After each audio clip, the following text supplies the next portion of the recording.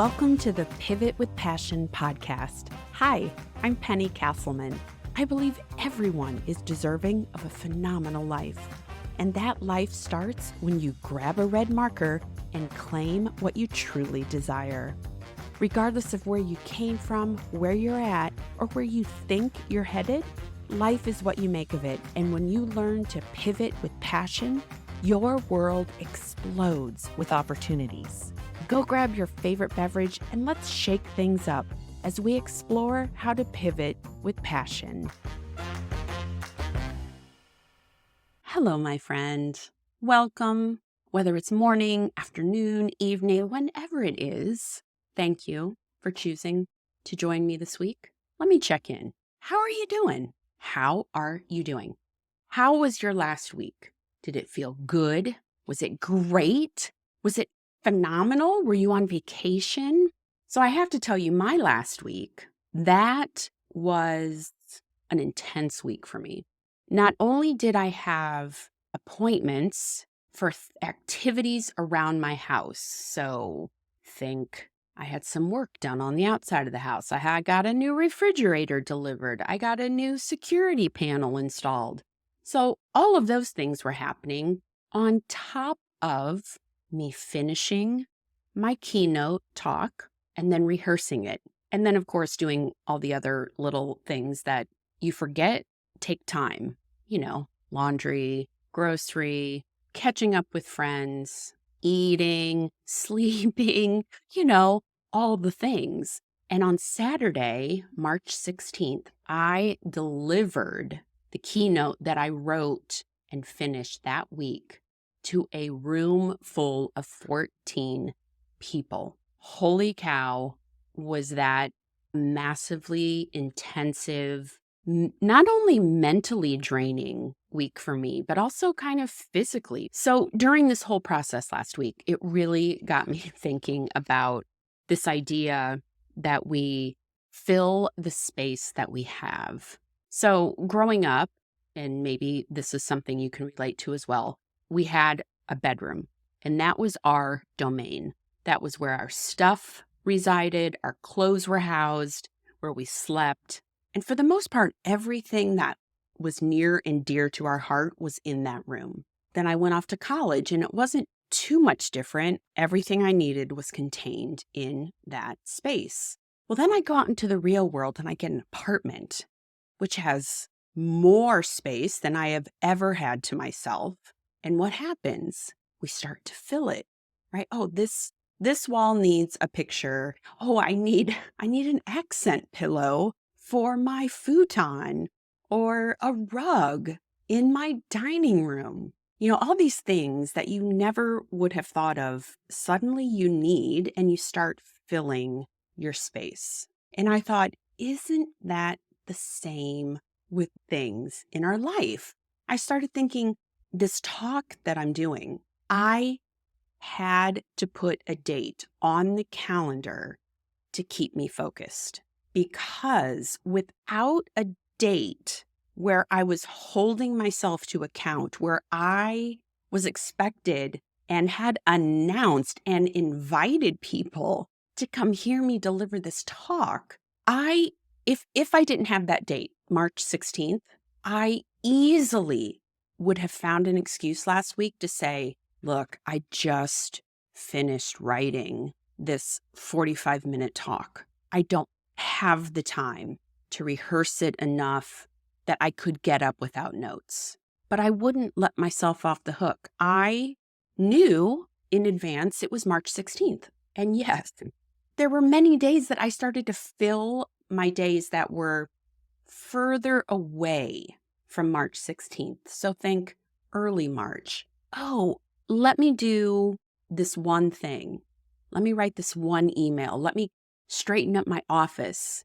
And I put all these smaller things in front of practicing or in front of writing. But I have to tell you, suddenly, last Wednesday, holy cow, did it hit me all at once. I have 3 days. I have 3 days to get focused and get it done. And guess what? Oh, that's right. This girl, I did it. Yes, I did. I used notes. And I gave myself the grace to let that be okay. And I like to tell people, even if I would have been given a B minus on this talk, guess what? If I look at the scales for school, that's still above average. Yeah. Okay. So here's your permission slip. If you are feeling overwhelmed or stressed or burnt out, it's okay if your work is B minus, because I guarantee it's still above average. It still gets you to where you need to be, and you will learn and grow from that experience.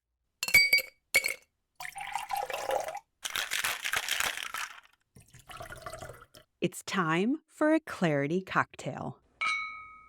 Today's quote comes from Roman Paine. You must give everything to make your life as beautiful as the dreams that dance in your imagination. That makes me so happy. This quote just makes me happy. You must give everything to make your life as beautiful as the dreams that dance in your imagination. I'm sure you've been exposed to the idea of contrasts.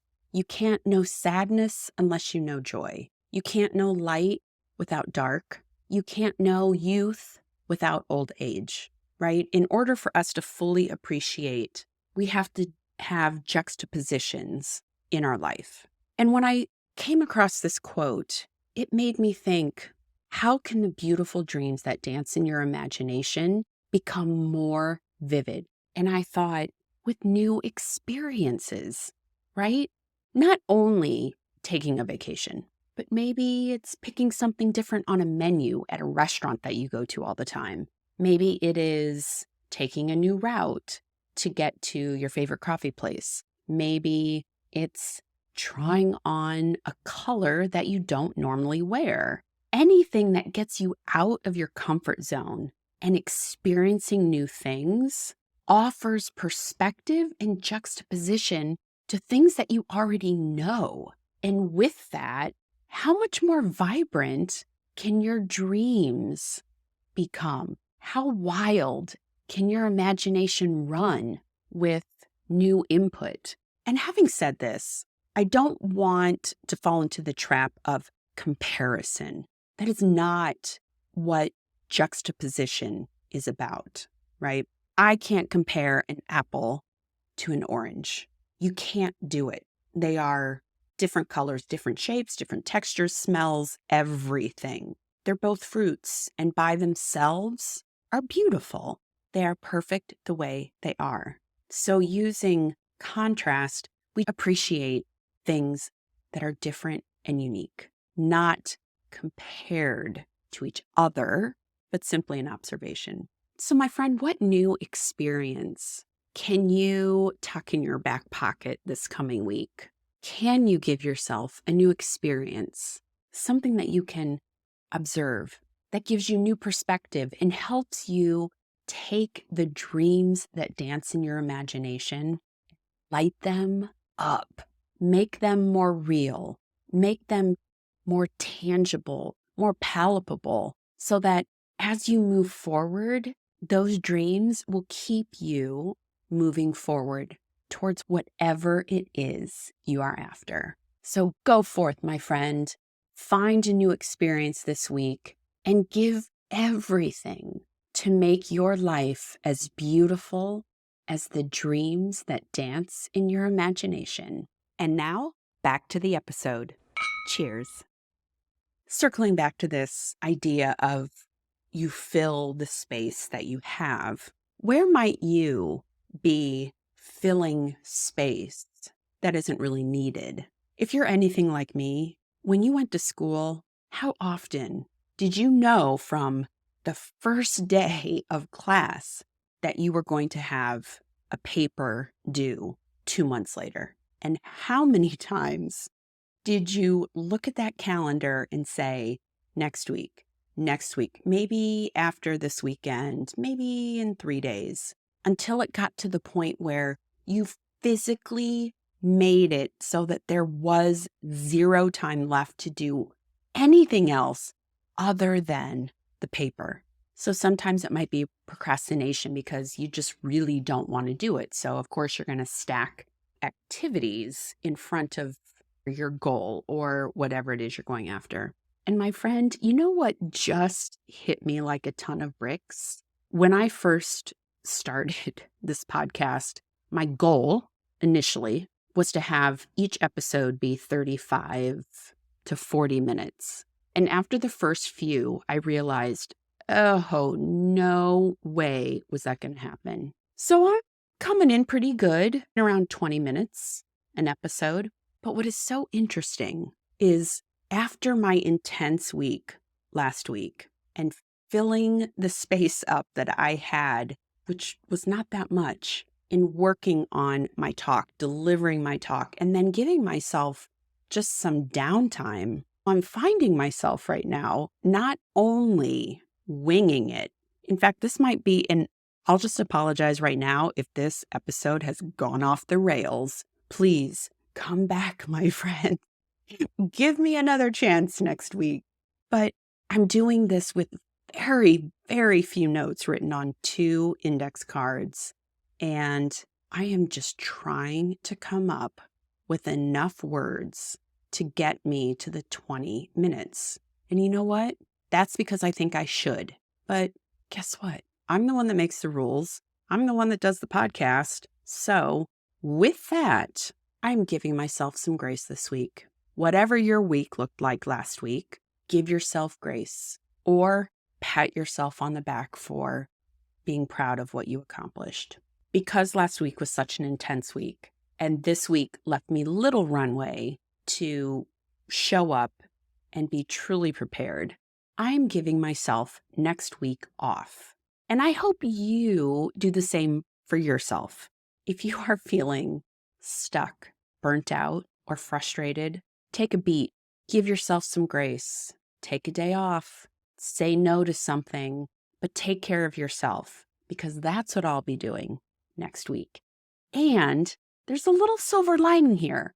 My friend, this is episode 25, which means there are 24 other episodes. And if you have not had the opportunity yet to catch up or go back and revisit, next week is your chance. Yes, you can thank me later for this short little reprieve from me showing up so that you can get a little bit more, shall we say, pivot in your passion, or passion for your pivot. Yeah, this girl, your host, will be picking up a red marker, circling a date, and taking it off. I will see you back here in 2 weeks. Thank you from the bottom of my heart, my friend. Thank you for showing up. Thank you for being you. And I look forward to chatting with you again very soon.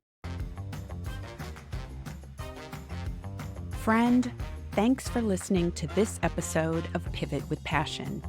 If you've been feeling stuck, exhausted, or frustrated, this is your permission slip to go grab a red marker and claim the life you desire and deserve.